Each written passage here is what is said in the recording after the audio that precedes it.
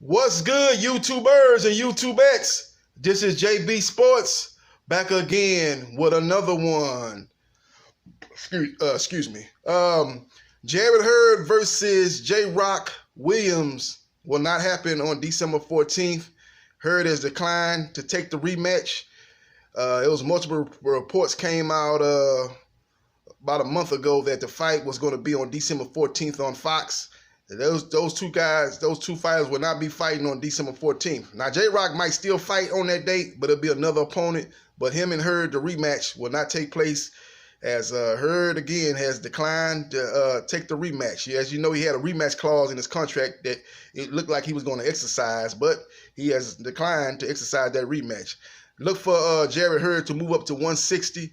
As you know, he was a big junior middleweight, so he might have been having problems making that weight, and I think he's going to be looking to move up. You know, look to him to fight maybe a Hugo Santana Jr. or Akeem Aleem to maybe get ready, for in his first campaign at 160 pounds. You know, he's going to be a guy that they're going to be looking to match up with Jamal Charlo in the future. As you know, Jamal Charlo is fighting at 160, WBC champion, but it's very slim pickings as far as PBC stable of middleweights, as most of the middleweights are on the zone. You know, Triple G, Andrade, Canelo, you know, those guys over there in the zone. So they're going to be looking to get some fighters for Jamal Jacobs to fight. Now look for that fight to maybe take place sometime next year. Now, as far as J. Rock Williams goes, you know, I think he'll still fight on that date, possibly on that date. Some of the opponents I think that they'll be trying to line up with him is maybe a Brian Castano. You remember him as he fought a draw with Ezrealanda Lara. He was the WBA regular champion, got stripped of that belt when he was supposed to fight the guy from France, Gore guy, I guess whatever his name is, guy from France.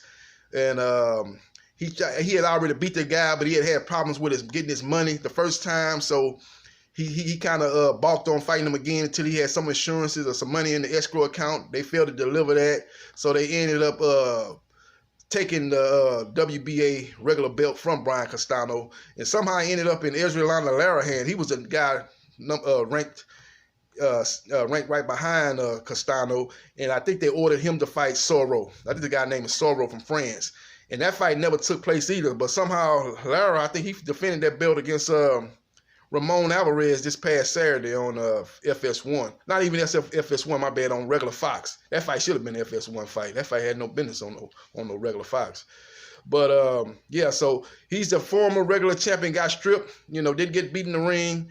Look for maybe a Brian Castano as a potential opponent for J. Rock Williams. And another person they need to look at is Ezrealanda Lara.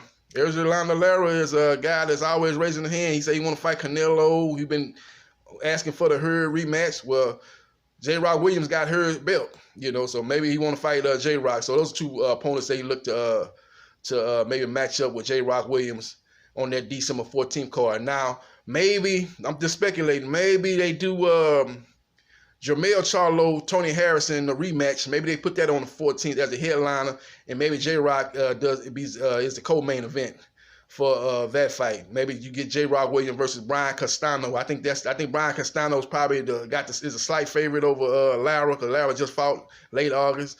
Maybe he won't be able to. There'll be a quick turnaround as far as jumping right back in training camp for a December 14th fight. But it's still enough time. You got what, September, October, November, December, still 4 months. So Lara could be ready.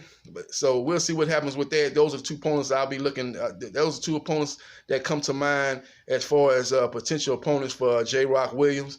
As far as Jared Hurd goes, a lot of people gonna speculate that, hey man, you know, as we know, J. Rock Williams was saying, hey man, I want drug testing, and I want it at least 90 days prior to the fight. And he was, you know, all on the media, all on his website, and all on the internet saying that J. Rock Williams hadn't agreed. Jared Hurd hadn't agreed to the drug testing. He was dragging his feet on the drug testing, and he said it was up to him. You know, he would want you know, boxing fighters to be tested 365 days a year. But he wanted at least, if anybody was going to fight him, now that he was a title champion, now that he had, you know, two of the belts at 154, that he would demand that all his opponents fight. He would demand all his opponents would have to be tested 90 days prior to the fight. That's what J-Rock Williams was saying ever since he got those belts. So maybe J-Rock, maybe Jarrett Hurd didn't want to do that. It looks kind of suspicious. And once he demanded that after a couple of weeks later, Jarrett Hurd will pull out of the fight, saying that he can no longer make that weight. That's basically what he's saying. He can't make that weight anymore. He's gonna move up to 160. But he didn't say that at first. It looked like everything was a go as far as those two fighting until J-Rock started coming out in public saying, "Hey man, you haven't took the test yet. You haven't been tested yet. And if you want to fight me, you have to be tested." And not a couple of weeks before the fight, but 90 days before the fight, approximately 3 months before the fight, you would have to be tested, Jarrett Hurd. And all of a sudden now Jarrett Hurd has pulled out the fight, so that's gonna look suspicious in a lot of people's eyes. But we'll see what takes place as far as J-Rock Williams' next opponent. As we know, Tony Harrison, Jamal Charlo 2 will happen at the end of this year. We don't know the date. I've been hearing that maybe it could be the co-main event for Wilder Ortiz 2. A lot of people saying maybe it was supposed to be the co-main event for J-Rock and Jarrett Hurd, or maybe they bumped that up to the main event, and maybe J-Rock will be the co-main event now. He fight a lesser profile fight if he fighting a Brian Castano, or even if he fought Lara. Lara's got a name, but it's not Lara's got a name too, so maybe he still gets that. If he fights Lara, he has a better chance with Lara to still maintain a headline fight, and maybe they do the Tony Harrison Charlo 2 as the co-main event. But if he fighting Brian Castano, that's a co-main event fight. That's not, in my opinion, that's not a main event fight. That's a co-main, especially if you put it on the same card with Charlo Harrison 2. So that's just my opinion on the situation. Again, Jarrett Hurd has pulled out of the J-Rock Williams rematch. So J-Rock is still slated to take the fight on that date. It just won't be Jarrett Hurd. Jarrett Hurd will be moving up to 160. And some opponents I just mentioned earlier are Akeem Aleem and Santino Jr. Santino Jr., as you know, he got knocked out by Jamal Charlo last year. And he was in another fight that was a very competitive fight. I think he lost a decision earlier this year. I can't remember the fighter he fought, but he fought a fighter earlier this year. So that could be a good debut fight for Jarrett Hurd at 160. Or he could fight Akeem Aleem. That'll be another solid opponent for Hurd's debut. But as far as J-Rock Williams goes, he's in the search for a new opponent, and he will fight by the end of this year. Don't know, there's a lot of moving parts now. Like I said, I've been saying these in other videos. PBC got a date on November the 2nd, FS1 date. They usually put their lower profile fighters on that date, more than likely, but you never know. That's a date that they can work with because they got a lot of moving pieces, man. They got a lot of fights they got to try to make, especially if they try to get the Tank Davis Gamboa fight at the end of this year. They looking to put that fight on the 7th. Maybe Showtime is going to pick that fight up because Showtime is going to be announcing a couple of fights here coming up. They got Broner and Radcatch fighting in October. They've got they just announced that Terrell Gasha versus Erickson Lubin will be October, I think it's the 26th. And then you got oh my bad, you got Castano fighting on that card. Castano's fighting the co-main event. So my bad, scratch that, my bad. Take Castano off the list to fight J-Rock Williams because Castano is actually fighting co-main event to Erickson Lubin against Gasha. Castano is fighting I forgot the guy he's fighting. Now he's fighting Amatosa. As you know, he knocked out what's the guy from New York? He knocked out the guy from New York on the card with when John Pascal upset Marcus Brown on that card. That was the Kanaki Areola card. It was the first fight on that card. Amatosa beat what's the guy from New York that fought Triple G? Talked a lot of trash. Fought Triple G. Triple G ended up stopping Curtis Stevenson. Here we go, Curtis Stevenson.